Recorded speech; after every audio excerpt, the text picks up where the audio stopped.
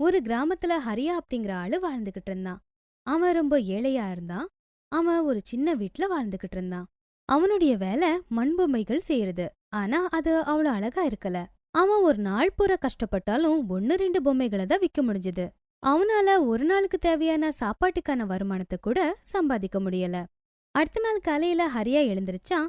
கூடையில அந்த மண்பொம்மைகளை வச்சு அத மார்க்கெட்ல விக்கிறதுக்காக எடுத்துட்டு போனான். அவன் மார்க்கெட்டுக்கு போய் ரொம்ப சத்தம் போட்டு கத்தி வித்துக்கிட்டு இருந்தான். பொம்மை வாங்கலையா? பொம்மை பொம்மை பொம்மை வாங்குங்க. பொம்மை பொம்மை யானை, குரங்கு, குதிரை, கிளி எல்லா மாதிரி பொம்மை இருக்கு இங்க.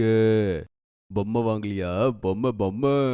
ஹரியா ரொம்ப நேரம் சத்தம் போட்டு கத்திக்கிட்டு இருந்தான். ஆனா அவனுடைய பொம்மைய வாங்க யாருமே வரல. அப்போ ஒரு சின்ன பொண்ணு பிங்கி அவங்க அம்மா கூட அங்க வந்தா. அம்மா, எனக்கு இந்த பொம்மைய வாங்கி கொடுங்க. இது பொம்மையா? பார்க்கவே சுத்தமா சரியில்லை. நீ வா, உனக்கு நான் வேற கடையில இருந்து நல்ல பொம்மைய வாங்கி தரேன். வாங்கிக்கோங்க. கம்மியான விலைக்கு நான் உங்களுக்கு கொடுக்குறேன். காலையில இருந்து ஒரு பொம்மை கூட விக்கல. ஒன்னாச்சு, நீங்க வாங்கிக்கோங்க. இந்த பொம்மைய எனக்கு ஃப்ரீயா கொடுத்தா கூட நான் வாங்க மாட்டேன். வா பிங்கி, நான் உனக்கு வேற பொம்மை வாங்கி தரேன். ஹரியா இத கேட்டதும் ரொம்ப கவலைப்பட்டான். அவன் 2 நாளா பட்னியா இருந்தான். அதனால பொம்மை விக்காம வீட்டுக்கு போக முடியாது. அப்படி போனா இன்னைக்கு பட்னியா தான் படுக்கணும். அதுக்கப்புறம் அவன் மறுபடியும் வியாபாரம் செஞ்சுக்கிட்டு இருந்தான். ஆனாலும் அன்னைக்கு ஒரு பொம்மை கூட விக்கல. ஹரியா ரொம்ப வருத்தப்பட்டான். அவன் ரொம்ப சோர்வடைஞ்சு வீட்டுக்கு போலாம் அப்படின்னு கூடைய தலையில வச்சான். அப்போ அவனுடைய நண்பன் அங்க வந்தான். அவன் அதே மார்க்கெட்ல காய்கறி வியாபாரம் பண்ணிக்கிட்டு இருந்தான். அடே ஹரியா, எங்க போய்கிட்டே இருக்க? பார்த்தா எல்லா பொம்மையும் வித்த மாதிரி தெரியுது. இல்ல இல்ல, 3 நாளா நான் ஒரு பொம்மை கூட விக்கல. 2 நாளா நான் ஒண்ணுமே சாப்பிடல. இன்னைக்கு கூட நான் பட்னியா தான் தூங்கணும் போல. ஐயோ, கேக்குறதுக்கு பாவமா இருக்கு. ஆனா என்னாலயும் ஒரு உதவி கூட பண்ண முடியாது. என்ன பண்றது? இன்னைக்கு கூட எனக்கு வியாபாரம் நல்லா நடக்கல. எனக்கு குடும்பம் குட்டின்னு இருக்குப்பா. அதையும் நான் கொஞ்சம் யோசிச்சு பார்க்கணும் இல்லையா? குழந்தைங்களோட ஸ்கூல் ஃபீஸ் கூட நான் கட்டணும். வேண்டாம் வேண்டாம், நீங்க எனக்காக எவ்வளவு யோசிச்சீங்கல்ல, அதுவே எனக்கு போதும். ஹரியா அங்கிருந்து கிளம்பிட்டான். நைட் ஆயிடுச்சு. அவன் வீடு மார்க்கெட்ல இருந்து ரொம்ப தூரம். இன்னைக்கு ரொம்ப நேரம் ஆயிடுச்சே. எனக்கு என்ன தோணுதுன்னா, காட்டு வழியா தான் நான் வீட்டுக்கு போகணும் போல. அப்படி போனா நான் சீக்கிரமா வீட்டுக்கு போயிருவேன். கடைசியா ஹரியா காட்டு வழியில வீட்டுக்கு போனான். அவன் கொஞ்ச நேரத்துல காட்டோட நடுப்பகுதிக்கு வந்துட்டான். 4 பக்கமும் ரொம்ப இருட்டா இருந்துச்சு. அவனுக்கு குளிரவும் ஆரம்பிச்சுது.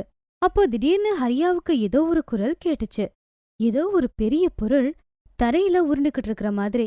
ஹரியா திரும்பி பார்த்தான். ஆனா அவனுக்கு எதுவும் தெரியல. இங்க எனக்கு ஒண்ணுமே தெரிய மாட்டேங்குது. ஒருவேளை இதெல்லாம் என்னோட பிரமையோ? ஹரியா மறுபடியும் வீட்டுக்கு நடக்க ஆரம்பிச்சான். அப்ப அவனுக்கு மறுபடியும் ஒரு குரல் கேட்டுச்சு. ஹரியா, ஹரியா. இந்த தடவை ஹரியா ரொம்ப பயந்துட்டான். ஏன்னா இந்த தடவை பின்னாடி யாரோ அலற சத்தம் கேட்டுச்சு. உடனே ஹரியா திரும்பி பார்த்தான். அப்போ ஒரு மரத்துக்கு கீழே ஒரு பொண்ணு உக்காந்துக்கிட்டு இருந்தா. ஹரியா அந்த பொண்ண பாத்துக்கிட்டே இருந்தான். ஏன்னா அந்த பொண்ணு ரொம்ப அழகா இருந்தா. யார் நீ? இந்த ராத்திரியில நீங்க இங்க தனியா என்ன பண்றீங்க? என்னோட பேரு மோகினி. நான் பக்கத்து கிராமத்துல இருக்கிறவ. இப்ப எனக்குன்னு யாருமே இல்ல. நான் எங்க சித்தி கூட தான் இருந்தேன். என் சித்தி என்ன நிறைய வேலை வாங்குவாங்க. என்ன ரொம்ப அடிப்பாங்க. எனக்கு சாப்பிடவும் சரியா கொடுக்க மாட்டாங்க. அதனாலதான் நான் கவலைப்பட்டு இந்த காட்டுக்கு வந்துட்டேன். நீங்க என்ன உங்க வீட்டுக்கு கூட்டிட்டு போக முடியுமா? நீங்க என்ன வேலை கொடுத்தாலும் செய்யறேன். நான் உன்னை வீட்டுக்கெல்லாம் கூட்டிட்டு போக முடியாது. ஏன்னா எனக்கே சாப்பிடுறதுக்கு வீட்ல ஒண்ணுமே இல்ல. உனக்கு எப்படி சாப்பாடு போடுவேன்? நான் உங்களுக்கு சுமையா இருக்க மாட்டேன். எனக்கு உங்க வீட்ல தங்க ஒரு சின்ன இடம் வேணும், அவ்வளவுதான். ஹரியாவுக்கு அவன் மேல கருணை வந்துச்சு. கடைசியில அவன் அவள கூடவே கூட்டிட்டு போனான். 2 பேரும் வீட்டுக்கு கிளம்புனாங்க. திடீர்னு ஹரியா தலையில வச்சிருந்த அவனோட கூடையோட சுமை கம்மியாயிடுச்சு. எப்படின்னா அந்த கூடையில மண்பொம்மைக்கு பதிலா பஞ்சு இருக்கிற மாதிரி. ஹரியாவுக்கு ஒண்ணுமே புரியல. வெயிட்ட தூக்கி தூக்கி எவ்வளோ பழக்கமாயிருச்சுன்னா இப்போ எனக்கு கூடையில ஒரு பொம்மை கூட இல்லாத மாதிரி தோணுதே. கொஞ்ச நேரத்துல 2 பேரும் வீட்டுக்கு போயிட்டாங்க. மோகினி, இதான் என்னோட அழகான வீடு. உனக்கு எங்க பிடிக்குதோ அங்க போய் நீ நிம்மதியா தூங்கலாம். சரி, ஆனா அதுக்கு முன்னாடி நான் ஏதாவது சமைச்சு எடுத்துட்டு வரேன். எனக்கும் ரொம்ப பசிக்குது. எனக்கும் ரொம்ப பசிக்குது. ஆனா வீட்ல சமைக்க ஒண்ணுமே இல்லையே. அட, நான் இப்பவே சமையல் அறைக்கு போய் பாக்குறேன். யாருக்கு தெரியும், ஏதாவது மிச்சம் இருக்கலாம். மோகினி சமையல் அறைக்கு போய் மாவு டப்பாவை திறந்தா. அட, இங்க இவ்ளோ மாவு இருக்கு. ஆனா நீங்க வீட்ல எதுவுமே இல்லன்னு சொன்னீங்களே. ஹரியா மோகினி சொன்னதை கேட்டதும் வேகமா சமையல் அறைக்கு வந்து அந்த மாவு டப்பாவை பார்த்து ரொம்ப ஆச்சரியப்பட்டான். வீட்ல சாப்பிடுறதுக்குன்னு ஒண்ணுமே இல்ல, திடீர்னு எப்படி வந்துச்சு? ஹரியா இன்னொரு டப்பாவை திறந்து பார்த்ததும் அதுல நிறைய வெல்லம் இருந்தத பார்த்தான்.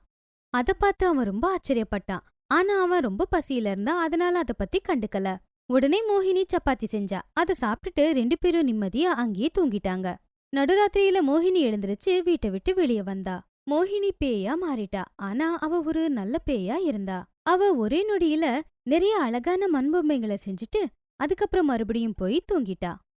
காலையில ஹரியா எழுந்திருச்சு அவனுடைய மண்பொம்மை இருக்கிற கூடைய எடுக்கிறதுக்கு பார்த்தான். அத பார்த்து அவன் கண்ண அவனாலேயே நம்ப முடியல. கூடையில நிறைய அழகான பொம்மைகள் இருந்துச்சு. அது எவ்ளோ அழகா இருந்துச்சுன்னா ஹரியா இது வரைக்கும் இந்த மாதிரி அழகான பொம்மைகளை பார்த்ததில்ல. அது அவனுக்கு ஒரு கனவு மாதிரி இருந்துச்சு. அப்போ மோகினி அங்க வந்தா. நான் செஞ்ச இந்த பொம்மை உங்களுக்கு பிடிச்சிருக்கா? என்ன, இந்த பொம்மையெல்லாம் நீதான் செஞ்சியா? இவ்ளோ அழகா பொம்மை செய்யறது நீ எங்க கத்துக்கிட்ட? எங்க அப்பாவும் இதே மாதிரி பொம்மைங்களை தான் செய்வாரு. அவர்கிட்ட இருந்துதான் நான் இதெல்லாம் கத்துக்கிட்டேன். நீ ரொம்ப அழகான பொம்மையெல்லாம் பண்ணி வச்சிருக்க. சரி, இத போய் நான் சந்தையில வித்துட்டு வரேன். நீ வீட்லயே இரு, கொஞ்சம் ஜாக்கிரதையா இரு. ஹரியா கூடைய எடுத்துக்கிட்டு மார்க்கெட்டுக்கு வியாபாரத்துக்கு போனான். மார்க்கெட்ல எல்லாரும் ஹரியாவோட பொம்மைய பார்த்து ஆச்சரியப்பட்டாங்க. அட ஹரியா, நீ இவ்ளோ அழகான பொம்மைய எப்படி பண்ண? இன்னைக்கு வரைக்கும் இந்த மாதிரி அழகான பொம்மைய நீ பண்ணதே இல்ல. ஒரே ஒரு ராத்திரில இவ்ளோ அழகான பொம்மையெல்லாம் நீ எப்படிப்பா பண்ண? இல்ல, இதெல்லாம் கடவுளோட கிருபை. உடனே ஹரியா பக்கத்துல பெரிய கூட்டம் சேர்ந்துச்சு. எல்லாரும் ஹரியா கிட்ட இருந்த பொம்மைய வாங்க ஆசைப்பட்டாங்க. கொஞ்ச நேரத்துல அவனோட பொம்மை எல்லாம் தீர்ந்து போச்சு. ஹரியா ரொம்ப சந்தோஷப்பட்டான். இது வரைக்கும் அவன் அவ்வளவு பொம்மைய வித்ததே இல்ல. ஒரு மாசத்துக்கு தேவையான மளிகை சாமான் வாங்குற அளவுக்கு காசு இருந்துச்சு. ஹரியா வேகமா மளிகை கடைக்கு போய் அங்கிருந்து மளிகை சாமான் வாங்கிட்டு நேரா வீட்டுக்கு போயிட்டான். மோகினி, மோகினி, சீக்கிரம் வெளிய வா. இங்க பாரு, எவ்வளோ பொருட்களை நான் வாங்கிட்டு வந்திருக்கேன். இன்னைக்கு நீ பண்ணி கொடுத்த எல்லா அழகான பொம்மையும் நான் வித்துட்டேன். உனக்கு எப்படி நன்றி சொல்றதுன்னு எனக்கு புரியவே இல்ல. இந்த வீட்ல நான் தங்க நீங்க தானே இடம் கொடுத்தீங்க. அப்போ எனக்கும் கொஞ்சம் பொறுப்பு இருக்கணும் இல்லையா? சரி, அத பத்தியெல்லாம் யோசிக்காதீங்க. நான் நாளைக்கு தேவைப்படுற பொம்மைங்களையும் செஞ்சிடுறேன். நீங்க அத மார்க்கெட்ல கொண்டு போய் வித்துட்டு வாங்க. மோகினி தினமும் அழகான பொம்மைங்களை செஞ்சுக்கிட்டு இருந்தா. ஹரியா அத மார்க்கெட்ல வித்துக்கிட்டு இருந்தான். ஹரியா இவ்ளோ பணம் சம்பாதிக்கிறத பார்த்ததும் அவனுடைய நண்பன் அவனை பார்த்து பொறாமப்பட்டான். இதுல ஏதோ மர்மம் இருக்கு. திடீர்னு ஹரியா இவ்ளோ அழகான பொம்மையை எப்படி பண்ணா? இத நாம கண்டிப்பா தெரிஞ்சுக்கணும். ரமேஷ் ஹரியாவுக்கு தெரியாம அவன் பின்னாடியே போனான். அங்க போனதும் அவன் வீட்டுக்கு பின்னாடி ஒளிஞ்சுக்கிட்டான். அவன் ஹரியாவை கவனமா பார்த்தான். ஹரியா இவ்ளோ அழகான பொம்மைங்களை எப்படி செய்யறான்னு. நைட்டும் ஆயிடுச்சு. ஆனா ஹரியா வெளிய வாசல்ல தான் உக்காந்துக்கிட்டு இருந்தான். அவன் வெளிய குளிர் காஞ்சுக்கிட்டு இருந்தான். நடு ராத்திரி ஆயிருச்சு. இந்த ஹரியா எப்பதான் பொம்மைய பண்ணுவா?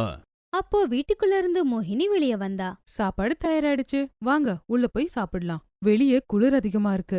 ரமேஷ் அந்த பொண்ண பார்த்ததும் ஆச்சரியப்பட்டான். அட, ஹரியாவுக்கு கல்யாணமே ஆகல. ஆனா இந்த பொம்பளை யாரு? நான் எவ்வளவுதான் சரியா கவனிக்கணும். ராத்திரி எல்லாம் இருந்தாலும் பரவாயில்ல. இன்னைக்கு என்ன நடக்குதுன்னு நான் கண்டிப்பா தெரிஞ்சுக்கணும். ரமேஷ் ஹரியாவோட வீட்டு ஜன்னல் பக்கத்துல போய் நின்னுட்டான். அவன் உள்ள பாக்கும்போது ஹரியா மேல கட்டில்ல படுத்துக்கிட்டு இருந்தான். மோகினி தரையில படுத்து தூங்கிக்கிட்டு இருந்தா. யோசிச்சு யோசிச்சு நைட்டு ரொம்ப லேட் ஆயிடுச்சு. எப்பவும் போல நடுராத்திரி ஆனதும் மோகினி எழுந்திருச்சு வாசலுக்கு போனான். ரமேஷ் அவ பின்னாடியே வந்தான். அவளுக்கு தெரியாம அவளை பாத்துக்கிட்டு இருந்தான். மோகினி மறுபடியும் ஒரு பேயா மாறிட்டா. மோகினி அவளுடைய சக்தியால ஒரே நிமிஷத்துல நிறைய பொம்மைங்களை செஞ்சிட்டா. ரமேஷ் அதை பார்த்தது ரொம்ப ஆச்சரியப்பட்டான். அத பார்த்து பயந்து அவன் வேகமா அங்கிருந்து ஓடிட்டான். காலையில எழுந்திரிச்சதும் ஊர் ஜனங்க எல்லார்கிட்டயும் சொன்னா ஹரியா வீட்ல ஒரு பேய் இருக்குன்னு. உடனே அவங்க எல்லாரும் கையோட ஒரு சாமியாரை கூப்பிட்டுக்கிட்டு ஹரியா வீட்டுக்கு வந்து கத்த ஆரம்பிச்சாங்க. ஹரியா, வெளியே வாடா. நீ எல்லாருக்கும் எல்லாமே தெரிஞ்சிருச்சு. சீக்கிரம் வெளியே வா. அப்படியே அந்த பேயும் கூட்டுக்கிட்ட வா. என்ன இது? எதுக்கு நீங்க வந்திருக்கீங்க? என்னாச்சு? நான் உங்களுக்கு என்ன பண்ணேன்? எதுக்கு இவ்ளோ கோவமா இருக்கீங்க?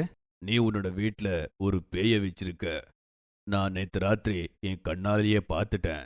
அந்த பொம்பளை தான் இந்த அழகான பொம்மையெல்லாம் பண்ணி வச்சிருக்கா. இல்லைனா நீ எங்க போய் இந்த மாதிரி பண்ண போற? அட, என்ன நீங்க சொல்லிக்கிட்டே இருக்கீங்க? அந்த பொண்ணோட வீட்ல அவளுக்கு ரொம்ப குடும்பப்படுத்திட்டே இருந்தாங்க. அவளுக்காகன்னு சொந்தம் யாருமே இல்ல. பாவம், காட்டுல தனியா உக்காந்து அழுதுகிட்டே இருந்தா.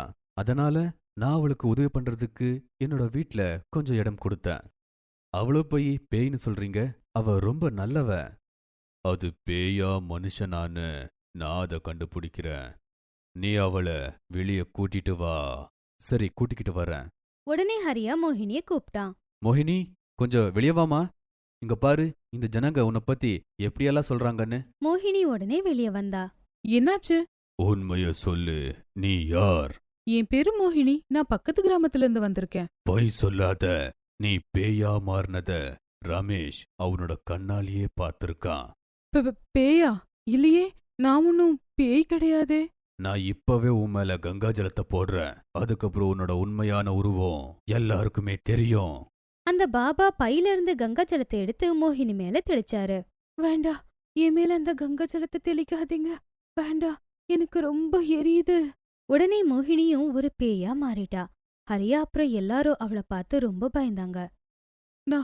நான் எல்லாம் உண்மையை சொல்லிடுறேன். நான் பேய் எல்லாம் கிடையாது. ஒரு பேய் தான் என்னை இப்படி மாத்திடுச்சு. அவளால தான் நானும் ஒரு பேயா மாறிட்டேன். என் கையில இந்த கருப்பு புள்ளியும் வந்துச்சு. ஒரு பேய் கையில தான் இது இருக்கும். எனக்கு எப்போ ஒரு கல்யாணம் நடக்குமோ அப்பதான் நான் இந்த பேய் உருவத்திலிருந்து வெளியே வர முடியும். இந்த மச்சம் பேயோட கையில தான் இருக்கும். நீ சொல்றது உண்மைதான். உனக்கு கல்யாணமானா நீ மனுஷனா மாறுவேன்னு சொல்ற. அத நாங்க எப்படி நம்புறது? யாருமே மோகினி சொன்னதை ஒத்துக்கவே இல்ல. எல்லாரும் அவளை எரிக்க சொல்லி சொன்னாங்க. நீ சொல்றத யாரு நம்புறாங்களோ இல்லையோ, ஆனா நான் கண்டிப்பா நம்புறேன். நான் உன்னை கல்யாணம் பண்ணிக்கிறேன். ஹரியா உடனே மோகினிய கல்யாணம் செஞ்சுக்கிட்டான். அப்போ உடனே அவ கையில இருந்த அந்த கருப்பு புள்ளி போயிடுச்சு. இந்த பொம்பளை உண்மையத்தான் சொல்லிருக்கா. இவளை பார்த்து இனி நீங்க பயப்படவே தேவையில்ல. இவ இப்போ மனுஷியா மாறிட்டா. அன்னையிலிருந்து ஹரியாவும் மோகினியும் ரொம்ப சந்தோஷமா அவங்க வாழ்க்கைய வாழ ஆரம்பிச்சாங்க.